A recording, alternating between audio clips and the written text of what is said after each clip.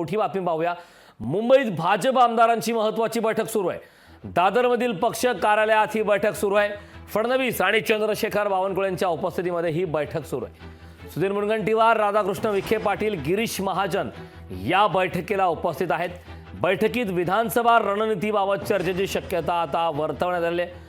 लोकसभा निवडणुकांचे निकाल हे अपेक्षेप्रमाणे भाजपला आल्याच्या नंतर आता मुंबईमधल्या या बैठकीला एक वेगळं महत्त्व आलंय। या बैठकीमध्ये नेमक्या काय घडामोडी घडतात हे पाहणं महत्त्वाचं आहे। मात्र दादरमधील पक्ष कार्यालयात ही बैठक सुरू आहे। या संदर्भात ताजी अपडेट देण्यासाठी आपले प्रतिनिधी चेतन अनावरे आपल्यासोबत जोडलेले आहेत। चेतन, मुंबईमध्ये भाजप आमदारांची महत्त्वाची बैठक सुरू आहे। दादरमधील पक्ष कार्यालयात ही बैठक होते। विशेष म्हणजे या बैठकीला फडणवीस आणि चंद्रशेखर बावनकुळे देखील उपस्थित आहेत। काय या बैठकी संदर्भातले ताजी अपडेट, या बैठकीमध्ये नेमकी काय तयारी सुरू आहे?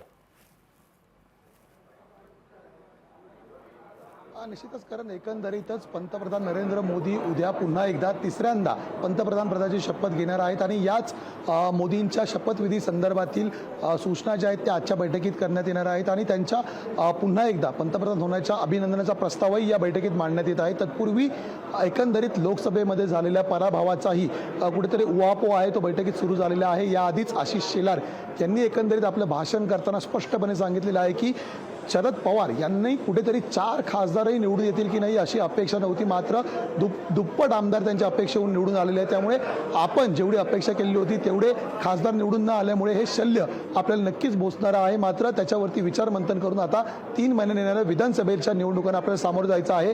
त्यांच्यानंतर नितेश राणे यांनीही मार्गदर्शन केलेलं आहे। नितेश राणे यांनी हिंदुत्वाची जी आपली लाईन आहे ती पुन्हा एकदा अधोरेखित केलेली आहे। हिंदुत्ववादी मतं आहेत ती भाजपच्या पाठीशी आणि महायुतीच्या पाठीशी ठामपणे उभी होती। त्यामुळे कुणीही घाबरण्याचं कारण नाही। विधानसभेमध्ये आपल्याला आपला अजेंडा आहे तो पुन्हा रेटून न्यायचा आहे असंही नितेश राणे यांनी म्हटलेलं आहे।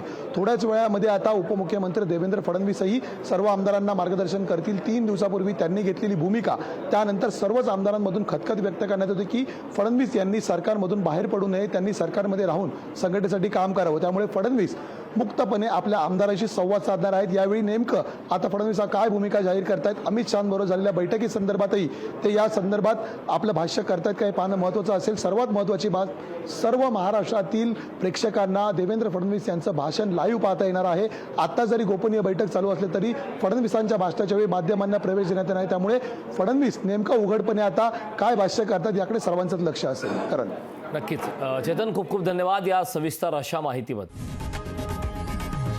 लोकशाही मराठी ऐका, पहा, जागरूक रहा।